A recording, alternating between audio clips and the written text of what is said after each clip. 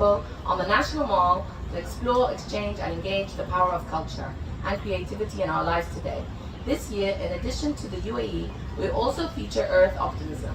Make sure to check out both programs and our marketplace, then add your festival stories to ours by using hashtag 2022 folklife. This festival is made possible by people like you. Visit festival.si.edu to join our community of contributors. We also receive federal appropriated funding from the Smithsonian Trust Funds, contributors from the government, businesses, foundations, and individuals, in-kind assistance and food recording and craft sales. This year, additional support is provided by the Chamivi Family Foundation. Promotional support is provided by the UAE Ministry of Foreign Affairs and International Cooperation, the UAE Ministry of Culture and Youth, and the UAE Embassy in Washington, D.C. Additional support is also provided by Etihad Airways.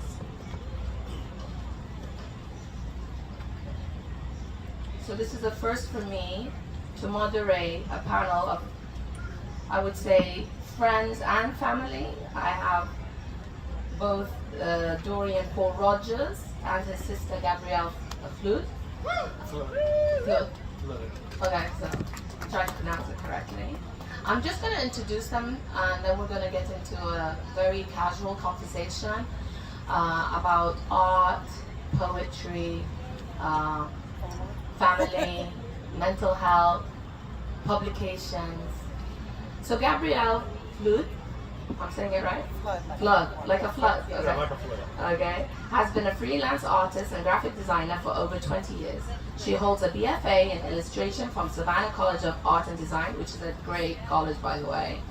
I looked at applying to that college. She enjoys mixing bold colors, graphics and patterns, whether she is painting or creating digital art. She teaches graphic design and mixed media art part-time. She works and resides in Connecticut with her husband and 2 children. And you can see more of her work on giftofgabby.com. On to the left of her is my dear friend, Dorian Paul Rogers. I'm not going to read from this. He's the founder of a collective called Rooftop Rhythms. He's a poet. He's won awards.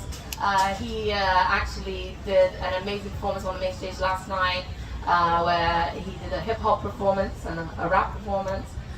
He's a curator. He's a cultural producer.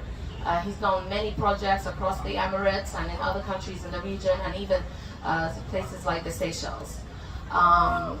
Yeah, let's give him a round of applause. Let's give them both a round of applause. So, I do want to ask about how you guys came together to come up with this idea to create a book. It's called The Million Miles Stare, and you can buy this book on Amazon.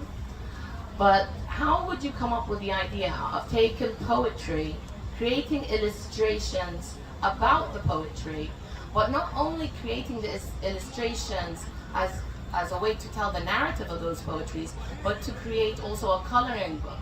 This coloring book that, you know, it's very popular these days. These coloring books can be a good way of meditating, and a lot of people, especially during COVID, with the rise of the importance of mental health. But how did you guys come up with this? And if you want to start, Gabby or Dorian.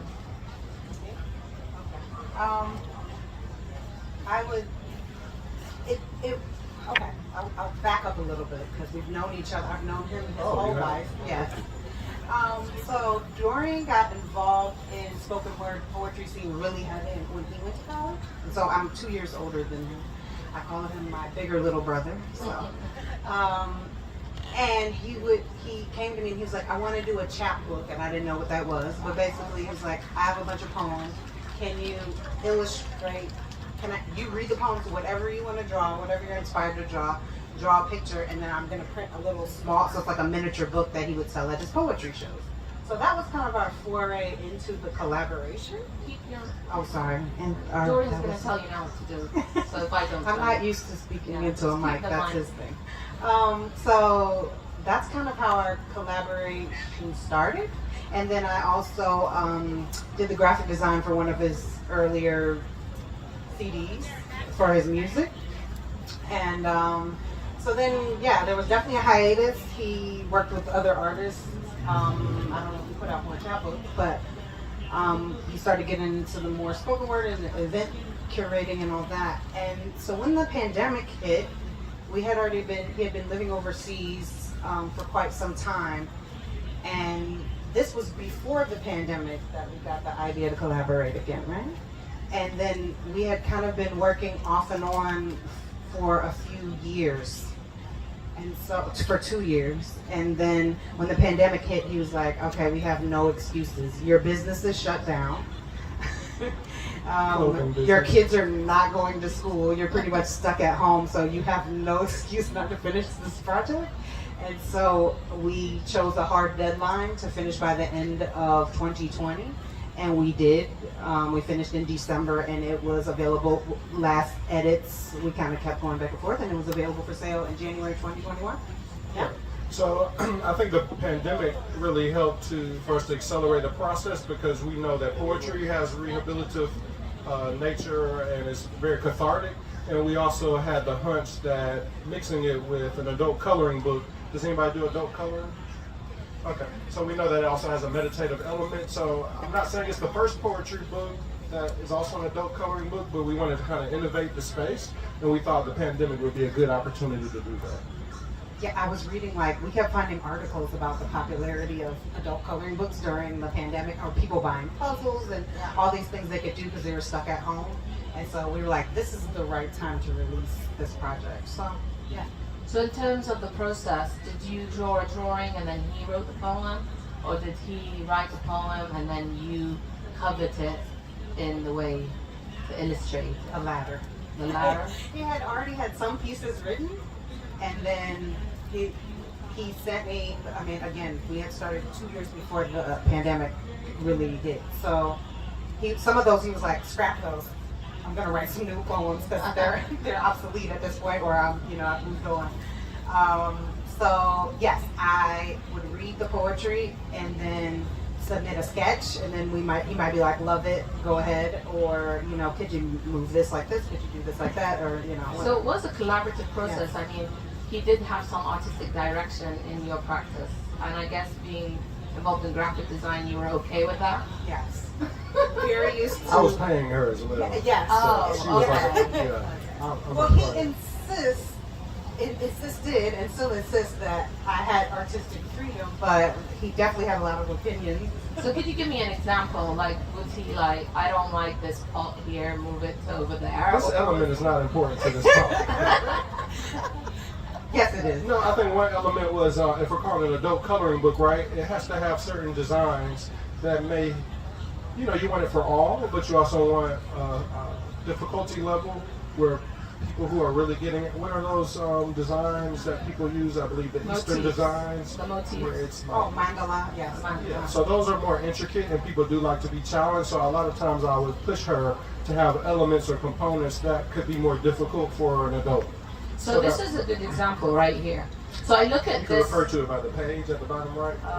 25. Page If 25. anybody need a handout, we have handouts of the art. If you would like to look at it, you can color it later on and submit it to us.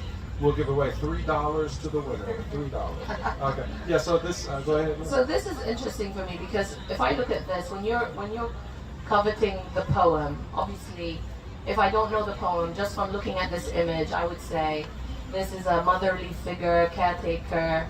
The motifs look traditional. So this is if I know nothing about the poem, right? So I'm just enjoying the drawing and I want to color it. And then I would be able to read the poem and then have this kind of experience of a different way of experiencing the poem than if I just had to close my, read it and imagine in my mind than having something illustrated. But maybe Dorian and Gabby, you want to talk about this one? This is a very good first choice because it's a very personal piece to both of us. This is actually a illustration of our grandmother, our paternal grandmother, in her kitchen that we spent a lot of time in rural Georgia. So this is the back of my grandmother, and I just came up with different patterns for her, floral kind of house coat that she would wear, and an apron, and that is not an accurate depiction of the wallpaper she had in her kitchen, but So those kind of things I kind of, showed a little creative freedom with, but I wanted to create some interesting, diverse patterns that would be interesting to color. But I love this piece, and it was very personal to us. But yeah, she would wear like old men's socks that the elastic was going on, like kind of giving way, and they'd be all bunched up around her ankle. So like those little things that he and I have a very personal connection to, that people like probably, aren't going to pick up on, are very personal to me, that I had to include. So in the process of making this, would you find and source images that were relevant and then create the illustration, or were you drawing from memory, or I'm an artist too, so I have different ways of referencing how I want to make a drawing or put together a composition. So I was just wondering, what's your process? All the elements were drawn from like the way the kitchen is set up and all that, and the way things are placed were from memory, and then I sourced the patterns, and then I would like alter them. So I might be like, oh, I want a floral pattern, and I would send him pictures of different flowers, and he like, I like the roses, Oh, yeah? And this is from a poem that I sent her called Cooking with Alzheimer's, because my grandmother suffered from Alzheimer's or dementia. And I think you can see, if you're attentive to the imagery, you see she's cooking, but she's looking off. Okay, and then I wanted more smoke. You see the smoke. Yeah, because I wanted it to be like a fire. But she's kind of daydreaming out the window. Yeah. I forgot that she was cooking. Dorian, do you think you could read us a few lines from this one? Yes, if it's okay with the audience, can I read a few lines? Yeah. This is the best audience ever. I totally baited you all into that. Okay. 1 glob of unpasteurized ricotta cheese, 12 pinches of pink sea salt, 2 cloves of fresh garlic, 1 handful of flowers, 4 tablespoons of baby oil. This was the recipe for pancakes in the mosaic mind of my grandmother, Helen. Thank you so much. So talented. I don't know if you know this, but at 3 o'clock on the main stage, the spoken word artists are going to be performing. It's called the Folklife Studio. But coming back to Gabby, throughout this process, how long did you take on each poem? Like, for me drawing. Wait, let me check her time sheet. Really. Painstaking process. I think the longest one was the first one I did. There's a poem about Stevie Wonder, who's one of my favorite musical artists, and Dorian's also a big fan. And so he has a poem about, we didn't print that one out, but you want to show it? Yeah. And so it's about like kind of all of our cultural heroes were like passing away during COVID, and there's a line in there about wherever Stevie Wonder is, let's wrap him in bubble wrap and protect him before something happens to him. And so that was such a strong visual for me, so that inspired the illustration that he's going to show. But all these bubbles, that's a fun one. For the bubble wrap took forever, because bubble wrap is it's like a very distinct pattern. They're not random bubbles. They occur in like alternating rows. Can you keep it? Can you show it? Yes. So that one took the longest, and this was the first one I did, and this was kind of like, we're trying to nail down what is this style that I'm drawing in, because I wanted all the illustrations to have like a similar look. You wanted basically to be homogeneous? Homogeneous? Yeah, it feels like it's done by the same artist. Yes. So I didn't want all the art to look like it was done by different artists. So that took the longest, because there was a lot of back and forth. Like, he's like, I don't know, I think the bubbles are too big. Can we do smaller bubbles?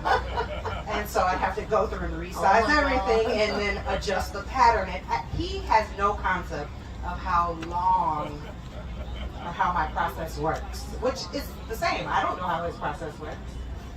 That's just the flip side on that. So these poems were written like collectively over years, and then you made an editorial and added some new ones on, or were they all kind of commissioned or made just for the book? Pretty much written over the years. So I basically became popular as a spoken word performance artist. And so when you're a stage poet, a lot of what you do is based on the auditory, element, right? Of which would sound good, what would make the crowd snap their fingers or scream, and sometimes that doesn't translate to paper. So that's why you'll hear sometimes people say I'm a stage poet or a page poet. It's rare to find someone who has strong page publishable material by the big houses, who also can translate that same poem to a strong performance. So I didn't feel like the earlier chapbook. It felt like my spoken word transcribed the paper, and I wasn't confident about it. So over the years, I've really focused on being a better stage poet. Yeah. And so I did not. I guess the title came later to this book because I realized a lot of the writing that I've been writing, a lot of friends over the years say, we love you as a performer, but who is Dorian? So I would come up with like ideas that would win competitions, and people would say, I wish I thought about that concept. But a lot of times those same friends would say, but I don't know Dorian, and I held on to a lot of my childhood angst and things that affected me. And so basically over the years, 10 years or so, I've been writing a lot of work, and I've also been trying to craft it for the page. And I've been dealing with a lot of perfectionism and feeling like it wasn't good enough, and that's why I have been delaying with her. And I finally got to a point where you have to put the material out there as a legacy, as an archival, and so I'm much more confident now. But once I put the material and started putting a working manuscript together, I realized that a lot of it was dealing with childhood trauma and emotional issues that were centered around feeling accepted, misunderstood, and some emotional neglect, belonging. And basically that's kind of how the Million Mile Stare came about, which is actually a military term. I think it's called the 1,000-yard stare, which is a term related to when soldiers are kind of shell-shocked through battle, they'll stare off. And so I thought about the trauma that a child goes through, and I kind of magnified it with the Million Mile Stare. I think I'm going to echo what the audience is probably thinking. Can we just go back to the Stevie Wonder poem? Yes. They're probably like, we want to hear some of that. Okay. Yeah? My claim to fame is that I randomly got on stage with Stevie Wonder at a major concert he was doing. He asked for rappers to come to the stage, and I climbed over a barrier, and somehow I was the last person. I forgot any rap I've ever written and just made some babble because it was older people in the crowd. But now on my resume I say performed on stage with Stevie Wonder. How about that, everybody? Yeah. So I'll just read a short excerpt of that poem.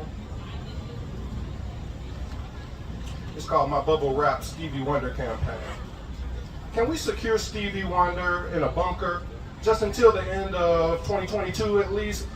Let's get him Baker acted if he refuses to go underground willingly. Give him whatever he requests, vinyls of his catalog and a record player to help him remember the collective cause when he gets bunker fever. Make it earthquake, tornado, bomb, and COVID-19 proof for added measure. Pad the walls. Make everything wireless just so he doesn't trip and end it all in a freak accident. Woo. Oh, we snap our fingers. Okay, so I'm just going to go on to this image. I mean, in the book, you've got so many elements. You've got rooms, living rooms, bedrooms, scenery from what you would think of daily life, things that were a daily norm. But then you have some of it like surrealism, where you see things that in nature you wouldn't really see normally, like a desk on top of a rock, or this bird that's actually floating. So maybe you want to just It's talk upside about down. this? You have it upside down. Oh, okay. So I hate to break this to you, Nora, but the bird is dead. Oh, That's grass. That's Yeah, that's abstract. grass. okay. Abstract grass. It's all perspective, That's guys. true. And it's open to interpretation, which is what's so great about coloring. Yeah. So that could be ripples in water if you wanted to color the background blue.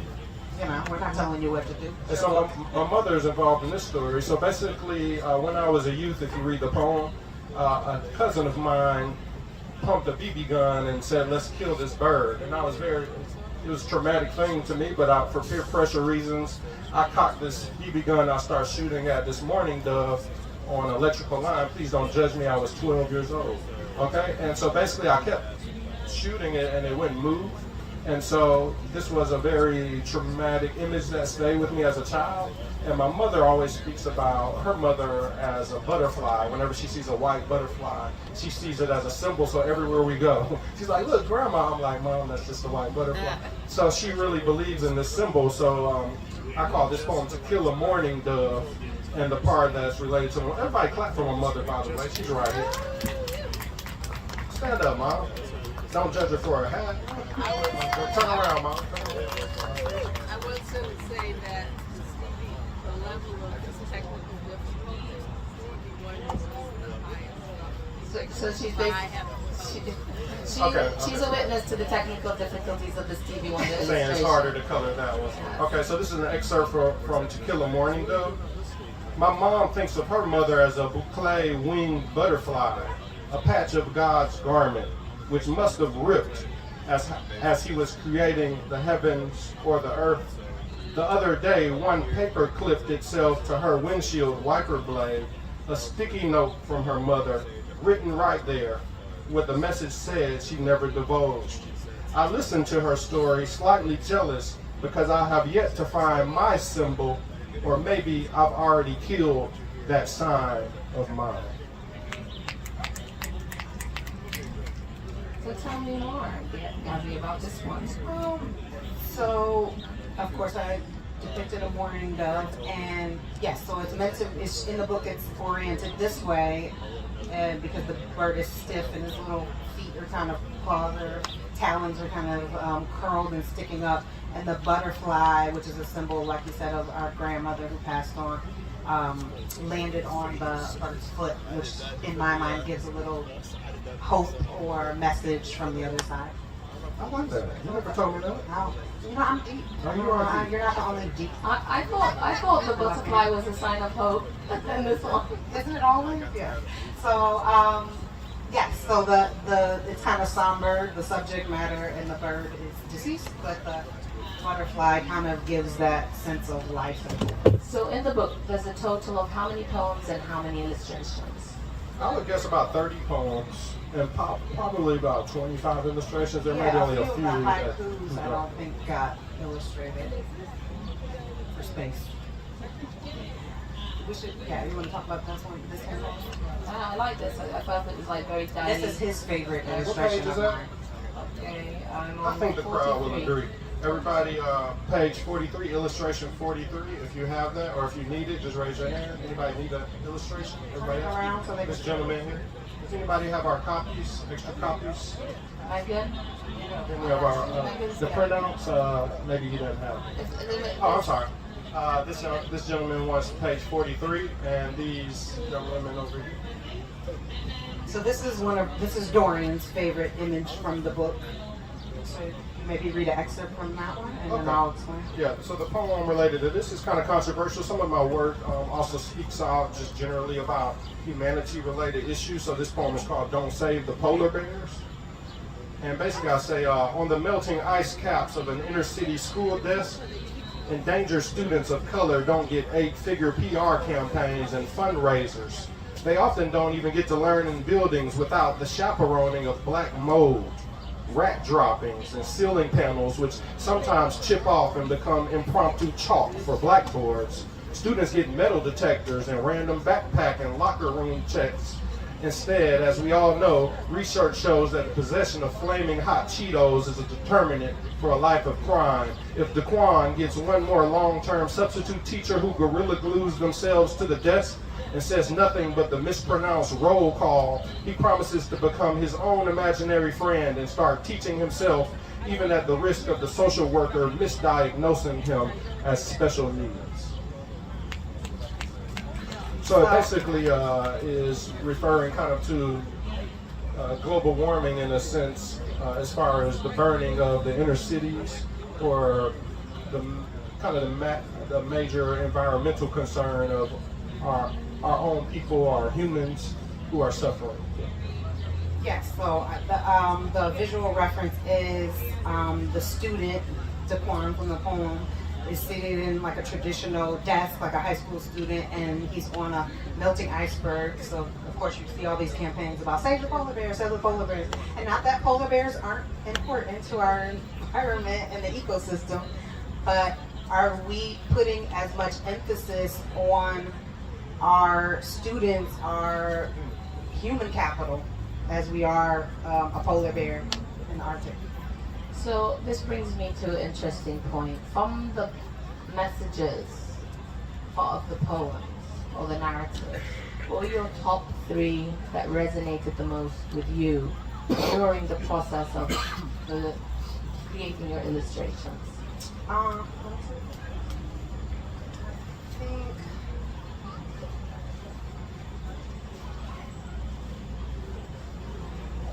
I would say the Stevie Wonder one because he's my favorite musical artist. I'm sorry. And then my grandmother, the one we talked about already, because it's my grandmother in the kitchen, and it's just a vivid. Those images in that kitchen is burned into my memory forever. And then we'll talk. Another one that we have a printout of is my housewarming gift, because it depicts his childhood bedroom or a section of his childhood bedroom, and I just remember when we relocated from Cleveland, Ohio to Southwest Georgia, that was a huge cultural shift. Yes. And so this was What page is that for reference? 9. Page 9 for reference, if anybody wants to So raise your there's an hand. image of the poem is Page about. We don't have any more left, Okay. sorry. Okay. If people don't mind passing an image around, we'll try to get it back to you. If you have page 9, which is a child on a bed with So a his baseball. face is in the pillow, and then there's this large image. So this is actually from an image of him playing Little League baseball. This is like, they made like kind of like a sports card that they were taking. And so that illustration is from an actual photo of him. I was in the Dixie League. It's Good old interesting. Dixie. Good old Dixie. It's That's really the name of It's the league. interesting because just as a visual artist, you've got lots of references of other artists within this artwork. So Yes. you've got a bit of Van Gogh going on with the hair. You've Yes, got Ed that's Ruscha having some text and image within an image, and even you can think about other artists that do collage. So even in terms of just art history context, were you thinking about that when you were making this? Or? I was thinking about bold and varied patterns. So yes, but I can subconsciously totally see how you picked up on those artists. And I just want to remark on this one. This is actually my favorite probably my favorite illustration. Although I love artistically, I love the don't say the polar bears piece. Yeah. I love the concept of the person on the desk on a melting glacier. But this is much more personal to me because I remember this period of my life, as I told you, as growing biracial in Georgia was difficult because basically in South Georgia, for the most part, it's like black people, white people.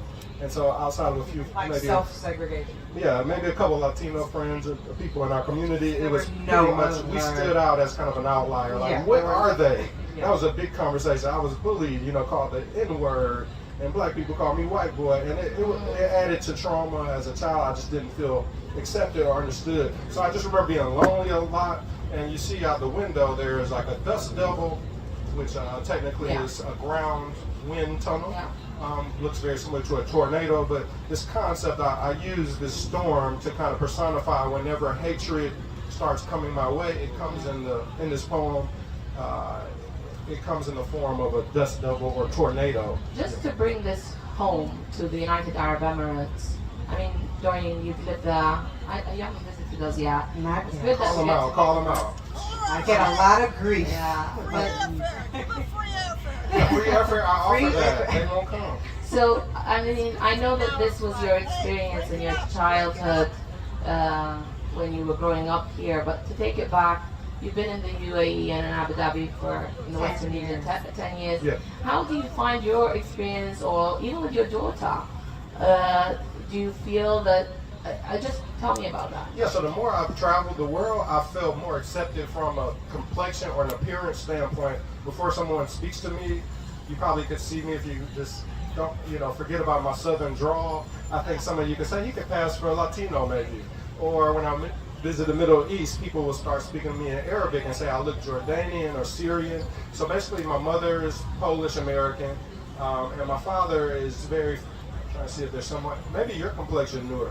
Yeah. He's very fair I think skinned. Barack Obama. Yeah, lighter, maybe lighter than Barack Obama. I have been depending on the getting season. a tan out here in DC. Light brown skin. Yeah. So my grandmother is very chocolate brown complected, and my grandfather was multiracial in South Georgia. And I'm talking in the early 1900s, so he faced a lot of discrimination. What we would call light-skinned black man. So basically, my father probably also dealt with complexion-oriented issues. They called him a yellow man or milk man, the color of milk. So basically that added to the mixture of how I may appear to you. Some people know that I have black ancestry maybe when they look at my facial features, but my nose could be confusing.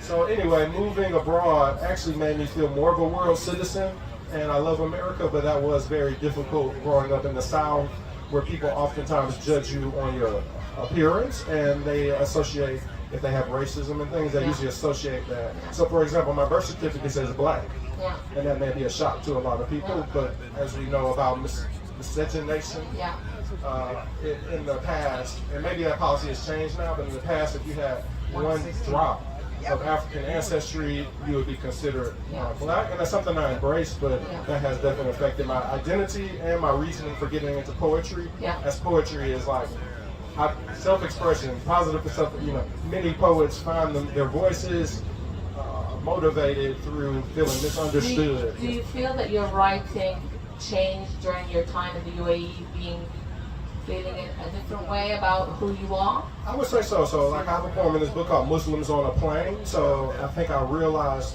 my own discrimination and the issues I dealt with racially, and then moving to the UAE, I understand the Western stereotypes often in media towards Arabs and Muslims. So I think I do try to focus on the wider issues that affect all people, like discrimination.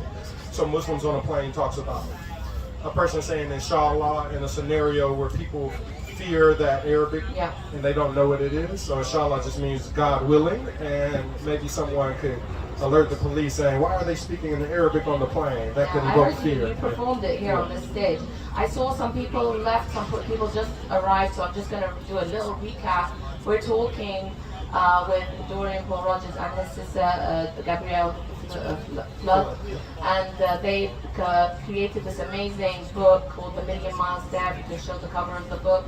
It's a book that combines poetry, illustrations, and it's a coloring book all in one. I think it's very progressive. Gabrielle is the artist. She's on all these beautiful illustrations. We're discussing that, and we're discussing the engagement between how they've created the illustrations versus the poetry versus what the poetry is talking about, and coming back to this illustration which I was just showing. Why don't we read a little bit, if that's okay with you, Dorian? Sure. My housewarming gift. Most neighbors give apple pie, to welcome the newly moved in. Well, our family got ours sliced and delivered in different ways. Mine was flung at me after we offloaded our lives and randomly crammed kitchenware stuff with He-Man and G.I. Joe figurines. My sister's Sunday through Saturday underwear strewn in non-sequential order with toiletries and what seemed like not enough boxes. I think it came from the Methodist Church of all places, which had a playground only an expletive's throw from my backyard. That word was wrapped in a new carbo minstrel show, redder than the lips of Daddy Rice, and came out of this boy's mouth a dust devil which whisked rocks, pebbles, and clouds of clay to the soul of my fluorescent green and white LA ears. I'm wary about time, so I'm wondering, because so much of what we do here is about conversation, and we've been talking at you. I'm wondering if we should open it up for Q&A now, or do you want us to continue with one more poem?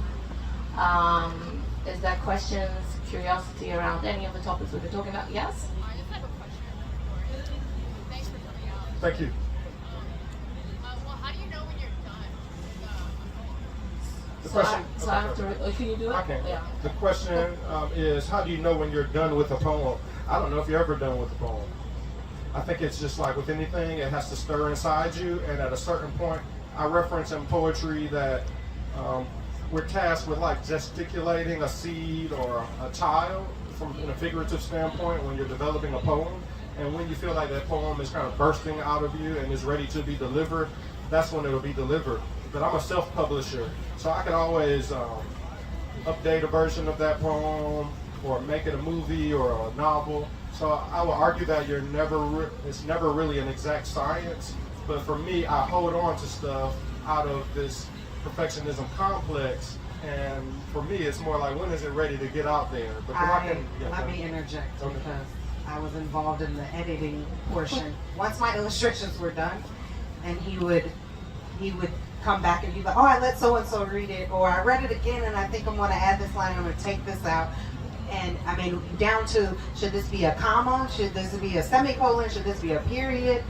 And so I do copy editing just naturally, and so I would tell him, we would go back and forth. Honestly, I just had to say to him, we have to put this out. We could do this forever, because that punctuation changes the meaning, changes the pause, the amount of time that the reader pauses, but at the end of the day, the reader is going to kind of interpret the words however they want, and we can't control that. So I said, we just have to put this out. Let's stick to our deadline and let's put it out. And he finally conceded after, I think we made it to, it was 16 versions? Yeah, I think the final draft was 16. But it's a testimony for me to other people now. When they see me publish a book, all of my friends and supporters, it may not be 10,000 people, whether it's 100 or 200. They're like, I can do it too now. So all the thoughts I had, captive, it was holding me captive. I realized a new thing that's coming about. It's in the forward of the book, I think. And it says, this book is dedicated to anyone who's ever considered publishing a book but didn't for reasons only they know. Write fearlessly and let your words fall where they may. So now when people see me produce things and they're like, I can't believe you did that, I say, you know what, it could be one person. I may not be the next Toni Morrison, right? But the act of publishing my own material and having the bravery to face critique or failure or whatever, if that inspires another person to say, I'm going to write a book, then my job was done. So I believe Allah uses people in different ways, and I knew that I needed, like she said, to stop letting perfectionism kind of hold me back from releasing material. Because whether it's 5 or 20 people, there are people who want to hear and see what we're doing. In any creative process, I think it doesn't matter what the genre is. There's always this moment where you can either keep going and mess it up, or you just decide that it's good enough. But nothing is good enough, because if we were good enough, we wouldn't keep doing what we're doing. So. Any other questions? Hello.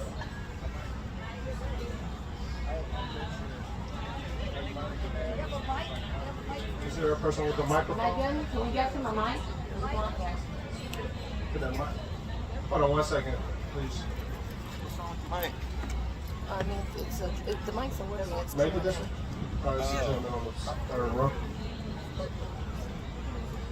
You want to use that one? Sure, I think they're sitting down. Can you raise your hand, the person?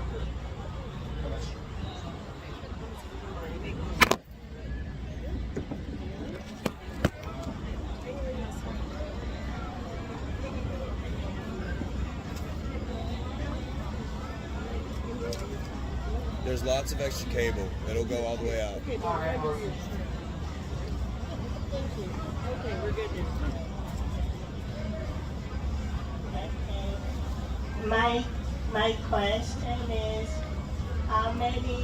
what is your favorite book, and how many books can you write in less than 30 seconds or one minute? Okay, thank you for your question. My favorite book, I'm a big fan of collections. And I like the short stories of Toni K. Bombara. I'm also a big fan of Zora Neale Hurston, her short stories and her work on anthropology. And from a spoken word standpoint, I'm a big fan of like Gil Scott-Heron, The Last Poets. These are impactful activist type artists, including June Jordan, Sonia Sanchez, Nikki Giovanni, and then also a lot of my contemporaries. So I followed up with the question to what your favorite books are, but also your favorite artists. So I think I was heavily influenced by Shel Silverstein or The Sidewalk Men as a child. And those line drawings always, I was just really attracted to them, and how simple and bold they were and kind of quirky and fun. And the poems were silly and made me laugh. So I tried to stick to some of that a little bit, even though this was more targeted towards adults. So I would like to do another project where it's more targeted toward, I don't know about working with you. With me? With me? What we were doing? I did want to answer his second question. Are you finished? I'm sorry. Well, she asked who my favorite artist. Okay. I'm sorry. Yeah, sorry, Dorian. I knew this was going to happen. Let's see, favorite artist. From the classics, I would say Cezanne, and I also like to paint. So, like a lot of these are going to be painters. So I'm trying to think if I can think of any illustrators that I love, other than Shel Silverstein. Off the top of my head, I can't. But I prefer highly textured art and bold graphic art, which is why I kind of work in multiple genres, including graphic design, because I like to just, sometimes I'm in the mood and I want to get messy and I want an actual paintbrush in my hand. Other times, the subject matter in my mind, the picture that I'm trying to convey, would be better brought about through digital. Yeah, so I kind of switch it up depending on mood. I think we just have time for 2 more questions. No, I just want to answer his second question. He just said, how much poetry can you write in 30 seconds? So we do a fun activity called Participate that I believe Noor has been a part of. But basically, like, the audience gives us words related to a theme, and we have only about 30 minutes to write a poem and perform it. So I don't know if I can come up with a poem in 1 minute, but that's a good challenge. Thank you for your question. Yes, Noor. Yeah, go ahead, but we have 2 more questions. So. Oh. I just had a question. Growing up in like Microphone. Oh, I don't know if everyone else can hear you. I can't hear you. For documentation. Okay. Hi. Say your name, please. Carlos. Hey, Carlos. Nice to meet you. Growing up in a biracial home, can you talk a little bit about like maybe the music that influenced you all? Like, what did you listen to growing up? Just curious about that and how it affected your work. Yeah.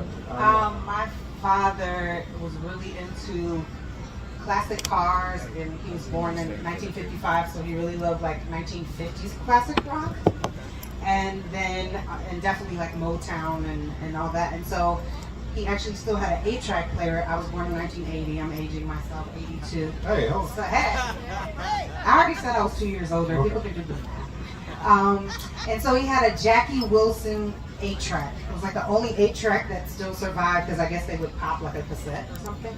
And so he had an 8-track player, and we would turn a box spring mattress into a slide, and we had it leaning up against an old dresser in our attic. And we would listen to this. I know this is a very burned memory. Well, the funny thing is, yeah, so Jackie Wilson, the 8-track was warped. So at the end it would be like, "Lonely Dear." And so my father, as a comedian, he was like, "That's Jackie Wilson died on the record." So this is our father. Yeah, we believe it. So our father definitely brought us up more in the soul vibes, and then my mother is actually more into like folk, jazz, blues, grassroots. So like she really turned me on to like Mose Allison. I'm a big fan of Mose. Anybody know about Mose Allison? So that type of work, jazz, Nat King Cole, and things like that. So I felt like we got Nina Simone, people like that. So we had a very eclectic upbringing. My mother was definitely a hippie, and also supported the Black Panther movement. So she was still into soul and funk and rock and things of that nature. So we had activists. Our ancestry, her mother worked a lot in activism and things of that nature. So that affected us a lot. I think a lot of the cadence of my spoken word style naturally has like a soulful rhythm, I would say. And I think that comes from my love for and music. I always play music when I draw and paint. Even when I do graphic design, I work freelance and I go into the office. I have a part-time job, and I'm the only one wearing headphones. It's so quiet in there. I don't know how anybody gets any work done. But I'm always like, I have one earphone in, and I'm just like, yes, I can still hear you, but I have the whole soundtrack playing in my head. It just allows the time. It's kind of like a time travel thing. But I feel like time passes more quickly, and I'm always. My friends have come to visit me in my home, and my husband's very musical, and he's always singing. It's like he always has a song playing in his head. He sings in the shower. He sings while he's just walking around. My kids do it, but it's very normal to me. So other people will be like, "You guys sing all the time," and I don't realize I'm doing. But there's literally like a song, or people will say a line or a word, and I'll just break out in a song that it reminds me of, or like a. It's just the soundtrack of your life. Yeah. Yeah, also music. Constantly. We play instruments. You play the clarinet. I play saxophone. But also, we grew up in a non-denominational church called the Church of Christ, and it's actually a cappella singing. We don't have instruments. So we also know a lot about like harmonizing, melodies, chords, and choruses. Acapella. And my father's really good at, he can just sit at, he hasn't been formally trained, but he'll just sit at a piano and just figure out how to, like he'll just sing a song and he'll just find it. So I'm not that good. Piano did not come in the room. But yeah, I don't know. I guess we're a very musical family, but I don't In our own like way, that. Yeah. And he sings. He sings while he raps. Mom, you're just not a part of this panel crowd. She is. Yes. You have to raise Unofficial her. member. Okay, yes. What's your comment, Mom? Yeah. My daughter got sick. My daughter is also music. Both of my children are actually musically inclined and like this. I would want to say, do we want a question or do we want one more poem to wrap up? I say question. You don't want to read anymore, but Somebody else has he's all poeted out. I've been performing every day. Do we have one more question, anybody? If not, I'll do something. Yeah. Let's leave it on a high note. Okay. Keep them wanting more. Come over at 3 p.m. to the Folk Life. Go to Day. Amazon and type in the Million Mile Star. Yes, please. The Million Mile Star, a really fantastic publication by Dorian, Rogers, and Gabrielle Foot. And basically, you can read poetry, color and illustrations, meditate. Let's all use art as therapy. I think we've had a rough couple years with COVID. So, did you pick which one you want? Yeah, sure. I'll just do something really short. Can we just give them a round of applause? A little bit more. Do you want this one? Do you want it?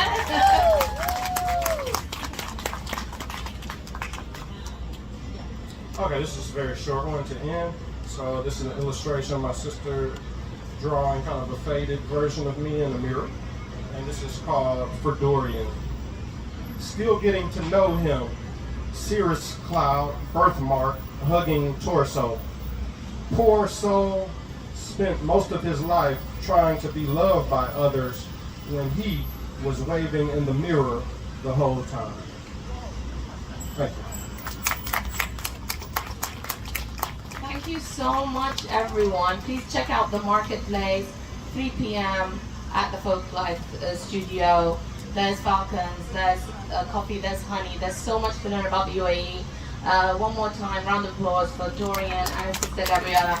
And clap Mom. for Noah Thank you. as well, everybody. And just a quick announcement.